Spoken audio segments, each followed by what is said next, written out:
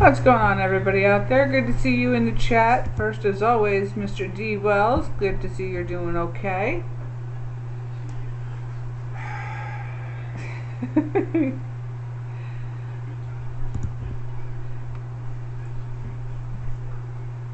JP is still dealing with issues with his foot. We're thinking it might not be gout. It could be an infection. But we'll see how it goes from here. As always, we have the amazing Mr. Bobbitt with us. Hello. Not gonna lie, at the beginning of the week, I didn't think this episode was gonna happen. I know, yes. It was definitely a touch and go theory going there with Hurricane Florence scaring everybody. But, as you can see, the fabulous Bobbitt has made it through, no problem, and as has D. Wells here. Today we are bringing you the 6th movie of Harry Potter, which Bobbitt just got finished watching. Uh-huh.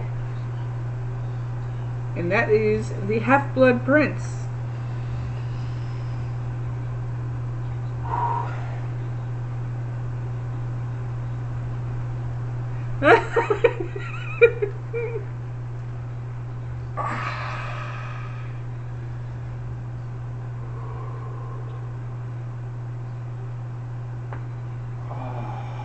It's that initial shock and then it feels better.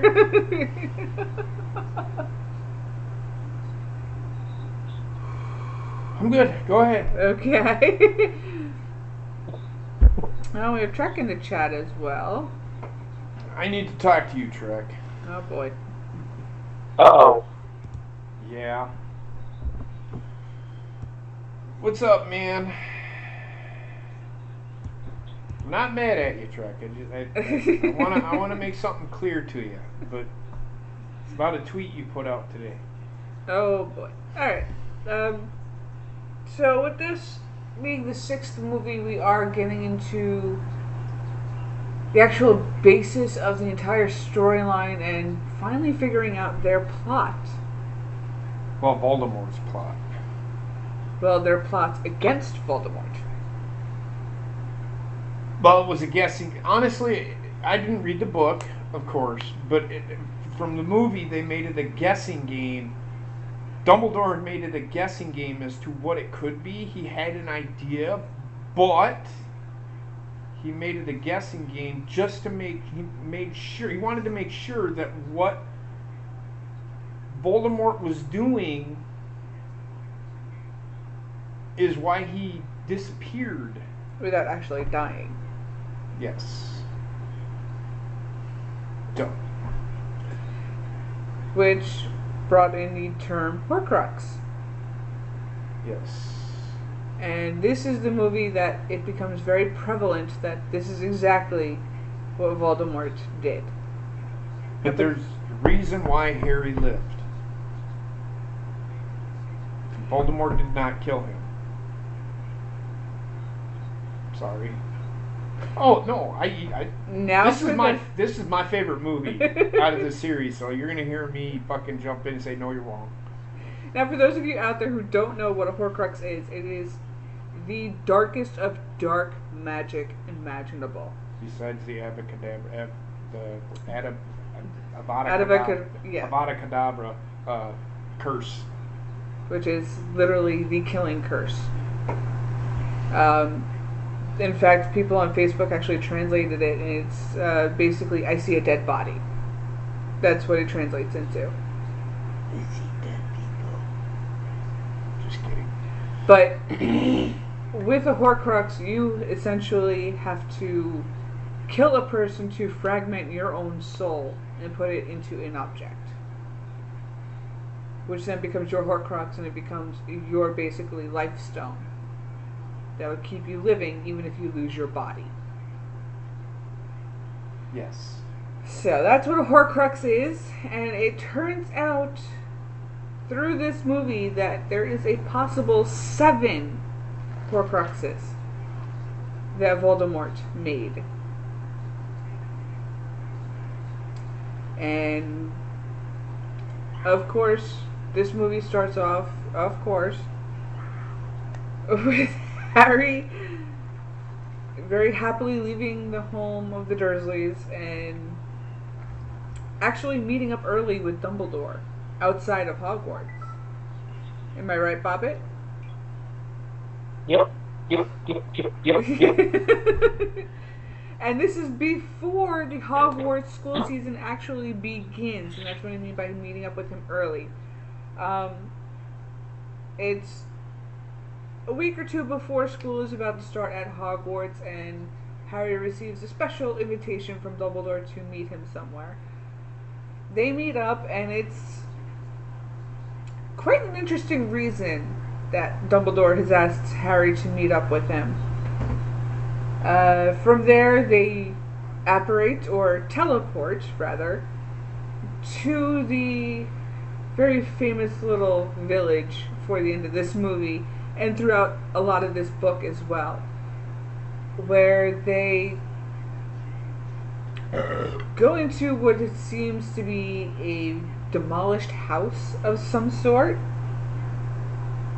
and they wonder what's going on. And of course, Dumbledore, reading a message on the wall there that's just randomly put there, he realizes it's dragon's blood, not human's blood, and that's when he realizes, okay, this is all just a show. So they move over to a rather conspicuous looking armchair, and Dumbledore just pokes it. And it turns out it's going to be Hogwarts' newest potions master, Professor Slughorn. Well, not the newest. Yeah, apparently he's a transformer. He actually left the school because of Voldemort. But newest for this year. He's the newest character of this series. Come to find out, the house is basically being used by him to hide from Death Eaters, who are on the lookout for new recruits and just causing all kinds of havoc that they want.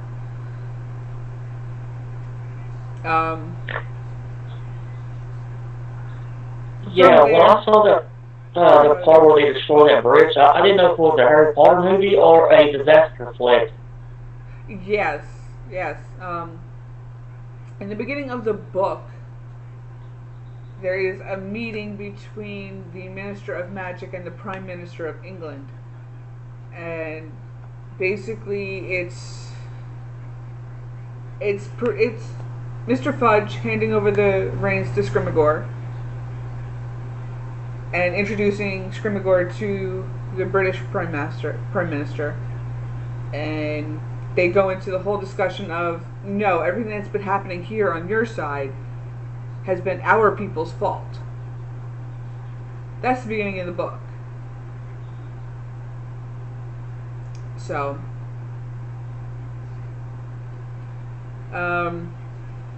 basically, Dumbledore uses Harry to basically latch Slughorn onto the hook and bring him into Hogwarts yet again. Which, as we find out, Professor Slughorn likes to collect students. And basically what that means is he gets his favorites that end up being celebrities, so this way he could get certain perks. Like, he's got free Quidditch tickets anytime he wants, because he's the former headmaster of a very famous Quidditch player. So,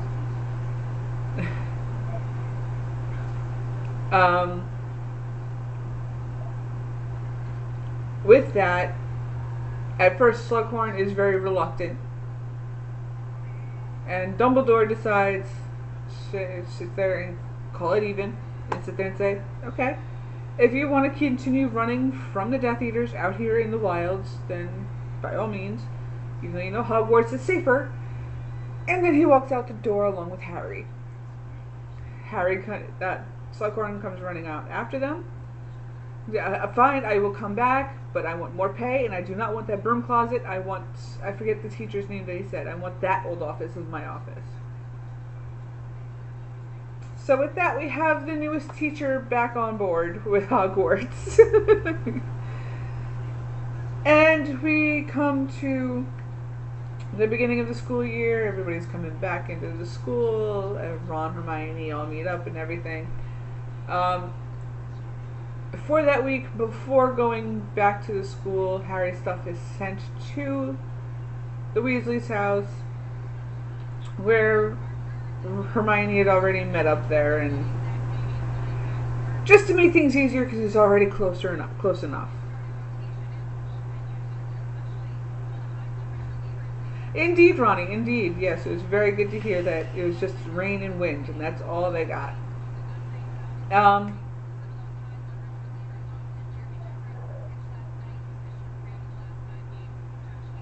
What Dumbledore had met up with Harry early before the school year started to basically discuss with him was to sit there and tell him, listen, I'm not going to back away from you like I did last year, but I'm going to be giving you more responsibilities this year. This year, I'm going to need your help in finding out what's going on. So essentially, we had already seen a glimpse of the pence, or that crystal bowl that had the memory water in it, through, I think it was Goblet of Fire. We saw that last? It was. Okay.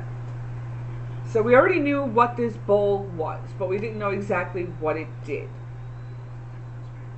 With this movie, this bowl becomes more of a prominent feature because of the fact that throughout the winter, Dumbledore has been collecting memories of certain events revolving around Voldemort's childhood and his time at the school. Now, it's also at this time that we notice there's something not quite right with Dumbledore's hand. It's become almost dead-like, where it's black and crusty and he has no use of it. Now, this is where Hollywood makes a little mistake, because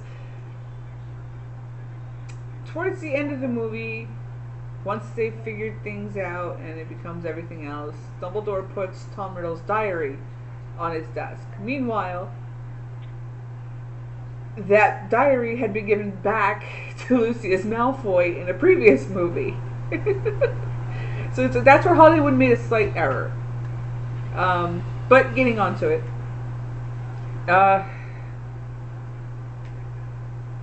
Every memory that Dumbledore had collected had either to do with the humans at the orphanage that Voldemort was raised at, or wizards and witches that took care of his studies within Hogwarts, or his family, or stuff like that. Especially when it came to certain objects that he seemed to have come in possession of that they're not exactly sure how he got in possession of to begin with.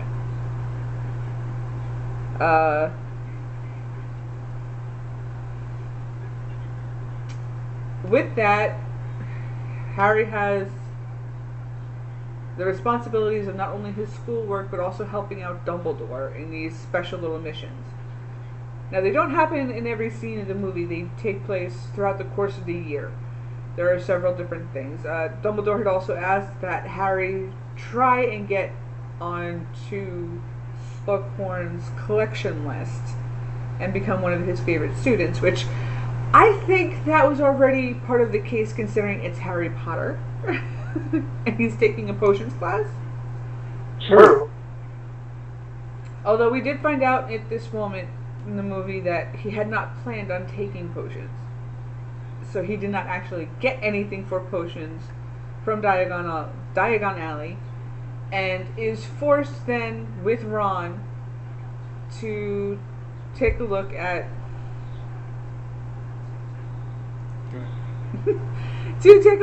certain things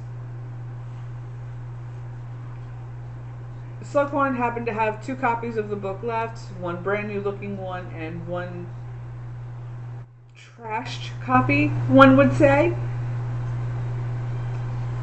left over in his spare closet. So, of course, Harry and Ron get into a fight over the new copy. Ron wins. Harry ends up taking the old book, which, as soon as he opens this book, he notices something strange. Oh, Mute! God. Mute! Mute track. Well, this got derailed. And as everybody heard, we have Drexter on the call with us.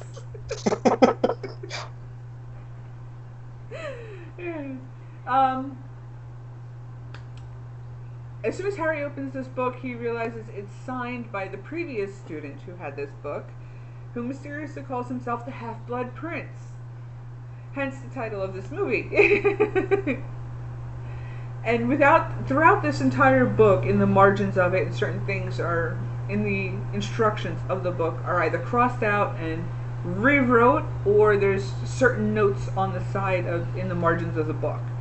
And he finds out that those notes in the book are actually better than what the book tells you to do. Right. So he then turns into this massive potions superstar, which gets under Hermione's skin like no tomorrow.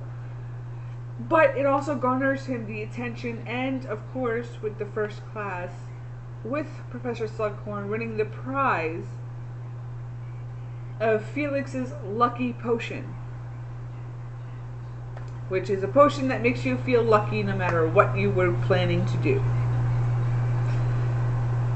So, up to this point in the movie, we have had many different things thrown at us right away. But they were all very easy to digest, because we saw the first memories of Tom Riddle as a child sitting in the orphanage, meeting up with a very eccentrically dressed Professor Dumbledore in his youth. And convincing him that he's a wizard because he can do these magical things that nobody else can. And convinces him to come back to the school. It's after seeing that memory that Harry asks him if he had known then what he knows now, would he have brought Voldemort to the school? And it was at that point that Dumbledore wasn't sure what he would have done in that situation.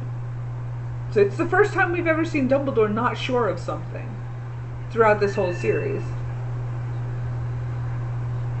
So, exactly, Ronnie. He just appeared out of nowhere. There's some part of this movie that I do not get. Okay, what's that part? What's that part, Bobbitt? If it's over or the part where that house is burning. It just feels so out of place. Like, I just feel like there should have been a character death in that. It just feels like a wasted opportunity. Okay, try saying that again because you were Robo-Bobbitt there, Bobbitt. Am I good now? I believe so. Okay. Okay, I don't know if we got to it or we're about to, but the part where the house burns down in the movie, it doesn't feel like it was. It just feels like it was out of place. Like there should have been a character death in it. Like it just doesn't feel right.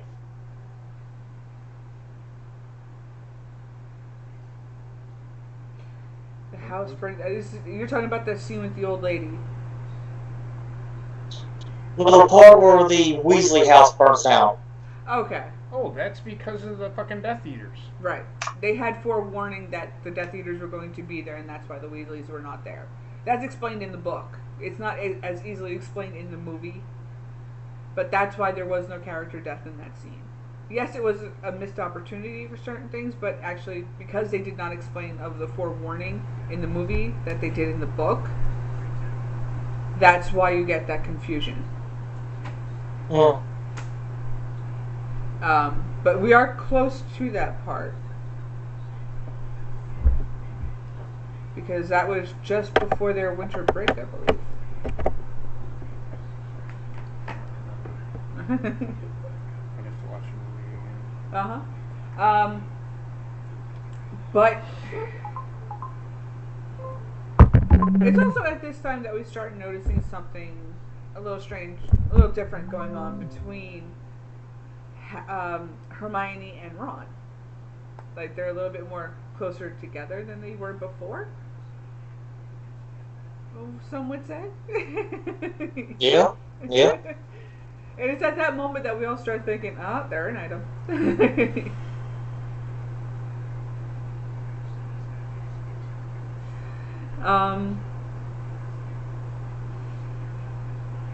With becoming Slughorn's newest collection, along with quite a few others from different houses, Slughorn likes to have these little dinner parties and little get-togethers.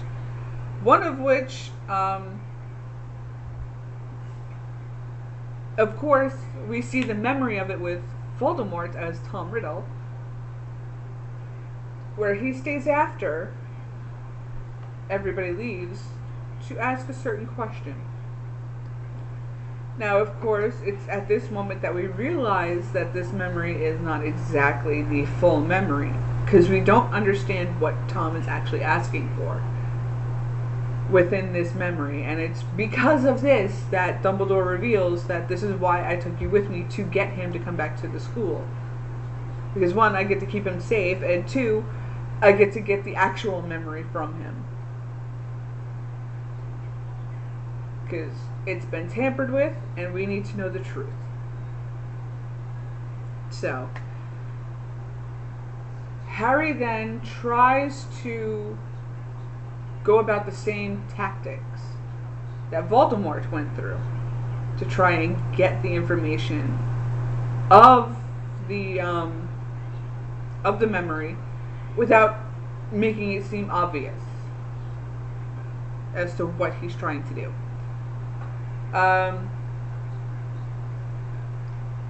Slughorn figures it out. Did Dumbledore put you up to this? I'm not gonna tell you a damn thing. Basically, and kicks him out and has nothing to do with Harry except for his classes from that point forward, until his holiday party, where he's invited for the holidays, of course, along with Hermione.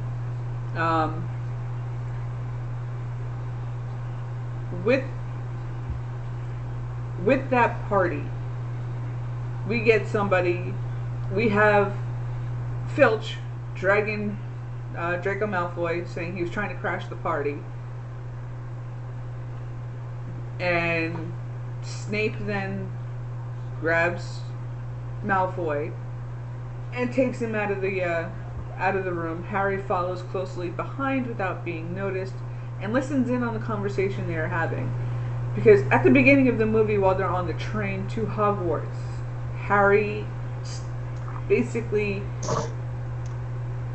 spied on Malfoy because he did not look quite as healthy as he should, and comes to find out Draco Malfoy is now the newest Death Eater, as well as being a 6th-year Hogwarts student. So with that, Harry tries to convince all of his friends that he's a Death Eater and is probably the one behind a lot of the attacks, because of the fact that just before the holiday break, they were allowed to go to Hogsmeade, as they usually are. On the way back, one of the girls, after being given an item to give to Dumbledore, is very, very horrifically cursed. That part, the part where she was cursed, that freaked the hell out of me. Yes. Because the way they did that in the movie was very well done. Because that's exactly how I saw it in the book. I mean, in the book, it describes her as silently screaming as she's floating in the air. And that's what they portrayed with the scene in the movie. It's like, oh my god. Turns out it was a cursed necklace that was to be a gift for Dumbledore, and Harry was convinced that it was Draco Malfoy who had given her that gift to give to Dumbledore. So that starts off with the whole, well, he's a Death Eater, he's going to do what he can to get rid of Dumbledore so this way Voldemort can go about his maliciousness in any way he possibly can.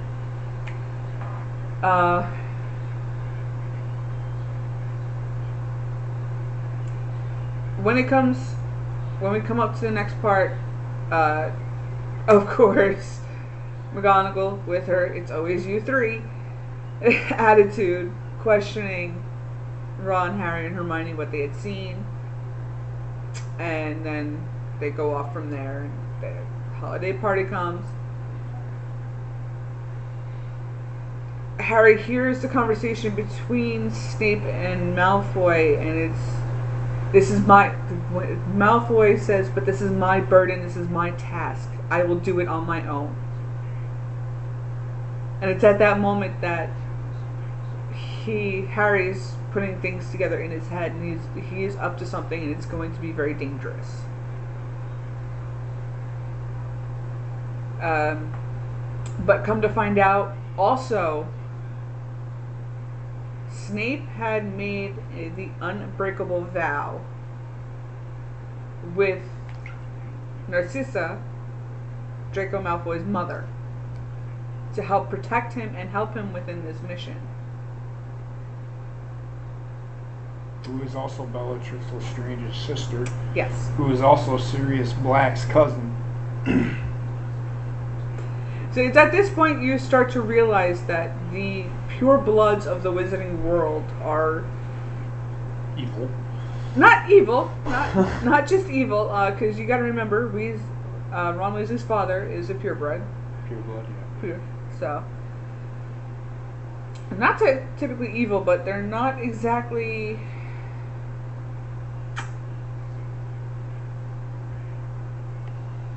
afraid of incest. Sure, if that's where you want to go with this.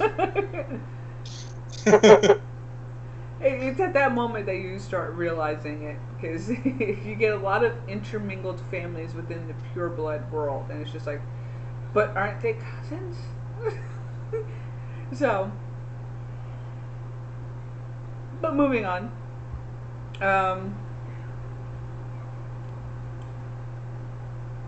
Trying to find a date for this holiday party really put a bother on Harry, until finally he came up with Luna Lovegood, which didn't turn out to be a bad thing.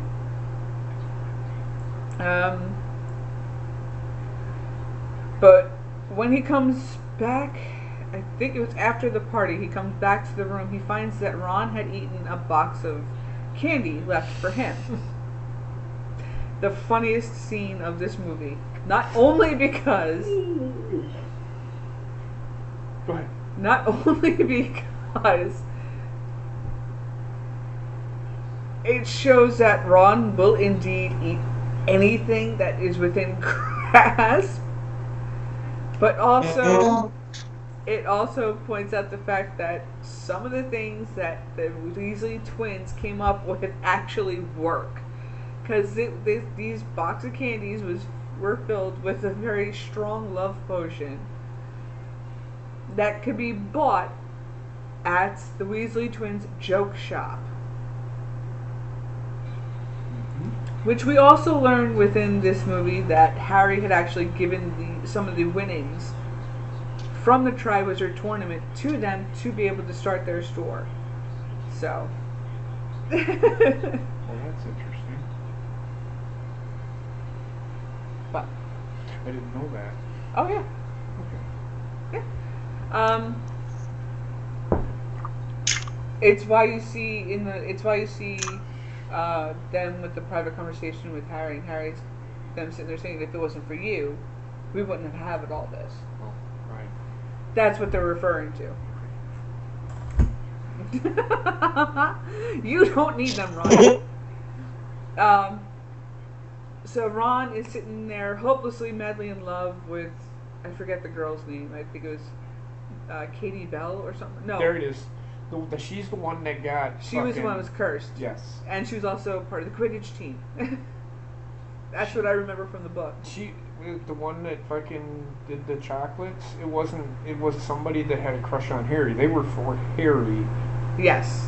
And I can't remember the name of the person. I can't remember her name either. But from that, this is also the movie where Lavender Brown makes her grandiose appearance and is all over Ron once he. Well, we'll get to that. Because Quidditch tryouts are coming up soon. So, we'll get to that. Harry and Ron have this conversation of actually I should get to that first because Harry thinks he's talking about Lavender, but he's actually talking about this other girl. So with the Quidditch tryouts and the first game, Ron makes the team this year, not just because he's Harry's friend, but because he did a pretty decent job, thanks to Hermione. Yeah. Thanks to Hermione.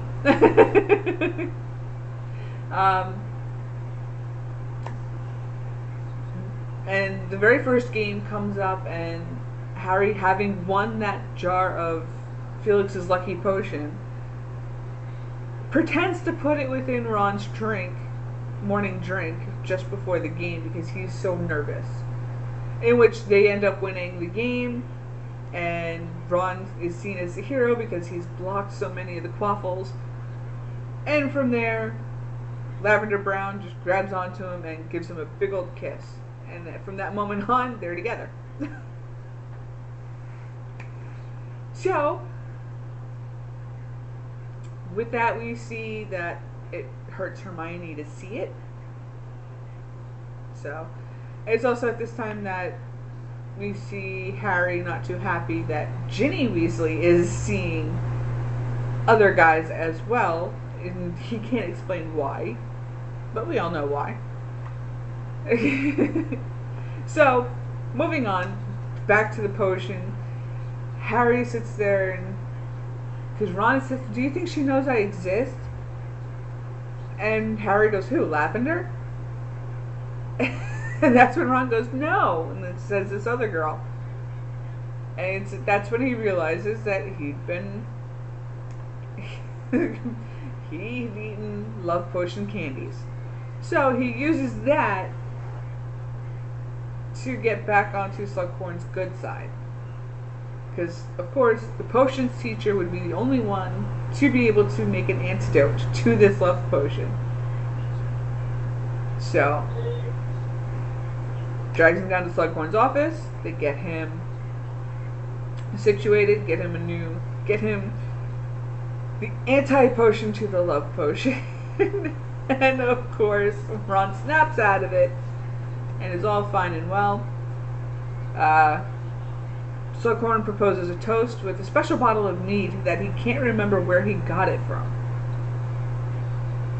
And he couldn't remember what he was supposed to do with it. So he sat there and he said, "So let's open it up and take a drink." So he pours out the 3 glasses, hands them out. Harry pulls him aside and says, "About the conversation we had earlier, I'm sorry." Slughorn sits there and says, "Don't worry about it. It's water under the bridge."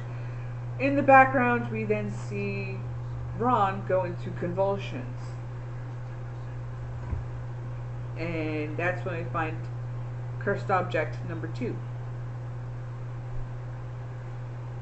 And that's, again, Harry instantly thinks Draco Malfoy did it. But of course, without there being hard evidence behind it, he can't really do much more than sit there and say, well, it was all Malfoy. So we then move on, and this is great timing on Bobbitt's part to go away. We move on now to not only them getting deeper within the book and Harry doing even better in the potions class, but him also finding out that the author of these notes on the sides had also created some of his own spells. Some of which, welcome back, Bobbitt. Not to change the subject, but I just saw a video of a dude hand washing his car in the middle of a hurricane. Yeah. And then the stupidity never ceases to amaze. Right. So Bobbitt, we're up to the part of the movie now where crap. Where Harry had found the other spells from the Half-Blood Prince. Ah. Do you want to take over from here for a little bit? No, you're doing a good job. Okay then. I am going to move this along a little bit more on a faster pace because we are coming up to the time that this one's going to be taking over for This Week in Wrestling, so you can give your predictions for Hell in a Cell. So Then me and JP's got to rant about something. exactly. So moving on along, he has no idea what these spells do, but with Malfoy constantly being a bully and Harry knowing that he's a Death Eater and just being so frustrated they can't prove it, eventually ends up meeting with Malfoy in the prefect's closed-off bathroom, where Malfoy is just having a full-blown panic attack. It's the weakest we've ever seen Malfoy as well. And there's little back and forth of spells between the two of them, creating a giant mess within the bathroom, until Harry produces one of the curses from the Half-Blood Prince book, and it turns out that it's a very deadly spell, and ends up covering Malfoy in gashes. Yeah, that was. Oh my god. Yeah, that's one of the things of just wow. That's a sign of where they are going with this movie, and it's just a taste of what you're gonna get with the 7th movie, which is just it's a lot of strong emotions through the last parts of these movies. Mm-hmm. Snape comes in, does his best to heal up Malfoy's gashes, and then gets him up to the health wing, while giving Harry very nasty looks because he knows what spell did this, and now he knows how Harry's been getting through his potions class. So after that, Harry feels incredibly guilty, and he feels such incredible remorse for what he had done. But he still doesn't want to give up that book, so it takes convincing from Hermione and Ginny to finally get him to hide the book. So he and Ginny go up to the room of requirement. He closes his eyes, Ginny goes and hides the book somewhere. And then that's when we get the first kiss between Harry and Ginny. So from there, he struggles on with his potions class, but then they come up with a plan in order to get Slughorn alone to be able to get this memory that Dumbledore so desperately needs and so desperately wants. Now, it's at this point in the movie that we find out Hagrid's beloved friend and Bobbitt's worst enemy, Alright, do you want now? You Skype shit out for a minute. Well, Aragog dies. This Aragog, the giant spider, has passed away. thank God! And it's at that point. It's at that point that Harry, Hermione, and Ron come up with the idea that Harry uses the lucky potion and come up with a plan. Harry goes off of the plan, despite Ron and Hermione's protests. And this is another funny scene in the movie. It's not supposed to be funny, but the way that they had this done, both in the book and in the movie, it was just funny. Because he sneaks up on Professor Slughorn without really actually wanting to sneak up on him. Trying to snip off a couple of pieces of a certain plant that could fetch a fair dollar amount on the black market. Oh, excuse me. And startles him. And at that point, Harry sits there and says, well, good night, Professor. I'm going down to Hagrid's. And Professor Slughorn is like, no, I can't let you do that. And Harry's like, well, then come with me. So, we had the little funeral procession for Aragog, and of course, there's heavy drinking back at Hagrid's hut between Professor Slughorn and Hagrid. Another funny scene in the movie where they're singing good old folk songs. Eventually, Hagrid passes out, and we get a very heartfelt story of Professor Slughorn's last interaction with Harry's mother. From there, he gives Harry the memory, because Harry sat there and said, don't let her memory become a thing of the past. So they get the memory. Harry brings it back up to Dumbledore. They find out that that's when Tom Riddle had actually asked Professor Slughorn about the Horcruxes. And it's at this point that we're coming up towards the end of the movie.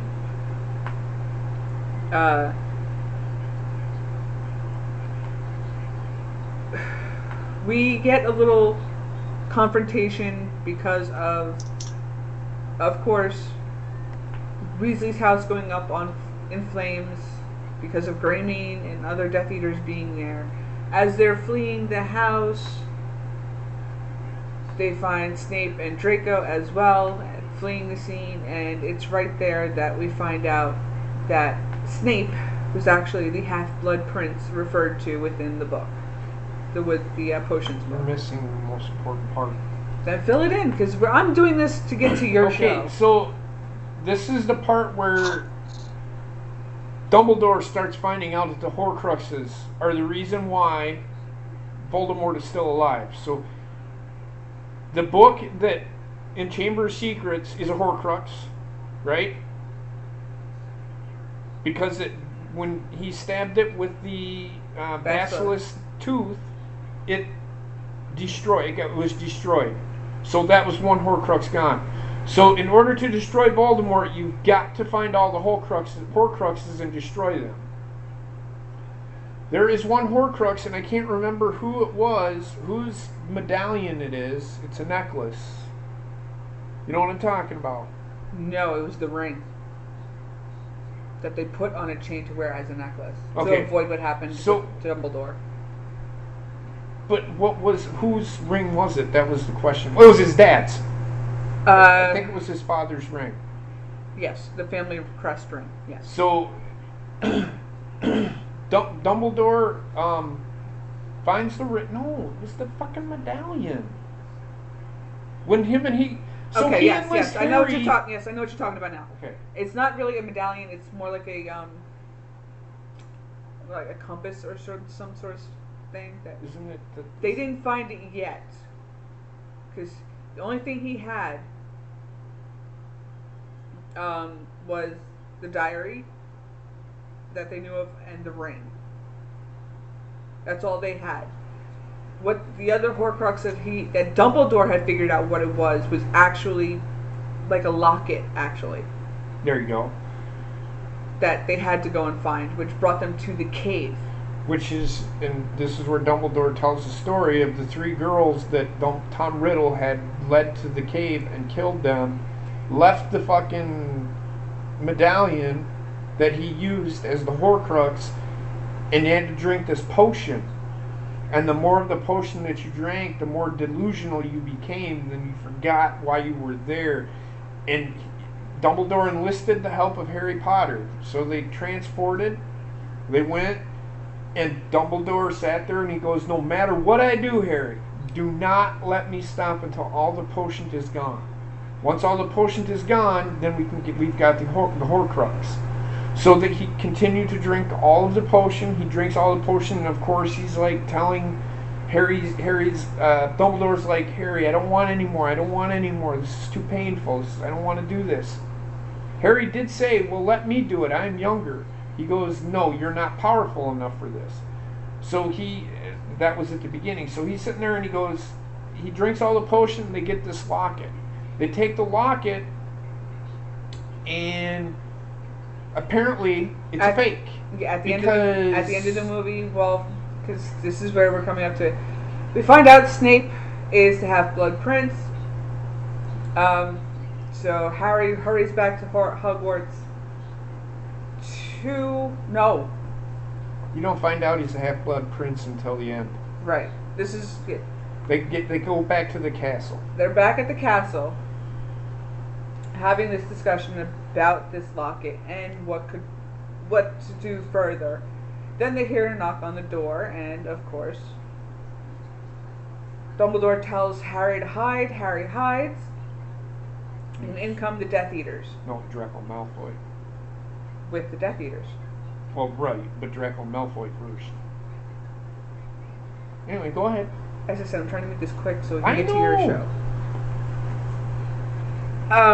Comes in with the Death Eaters, and they're having a great conversation. And Dumbledore asks Malfoy how he managed such a thing,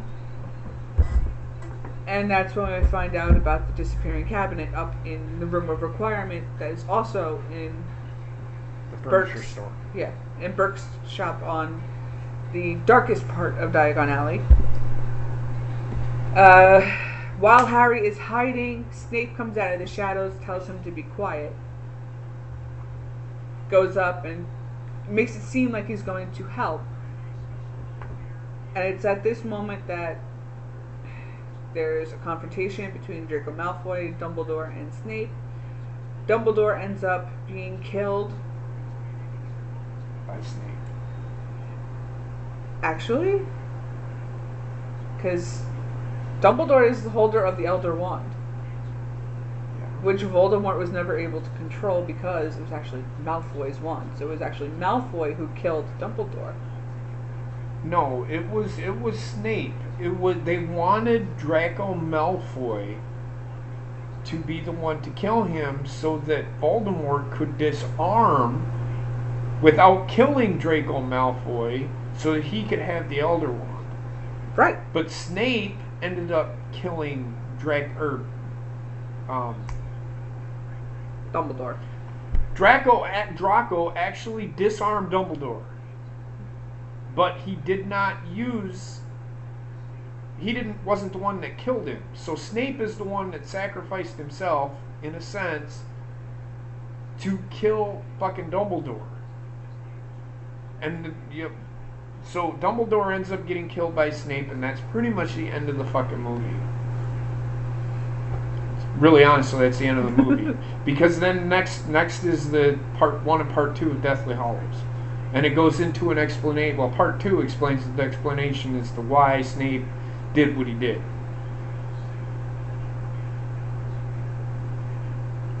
And with that being said, we're going to end it here so I can sit there and get XSplit set up for his show.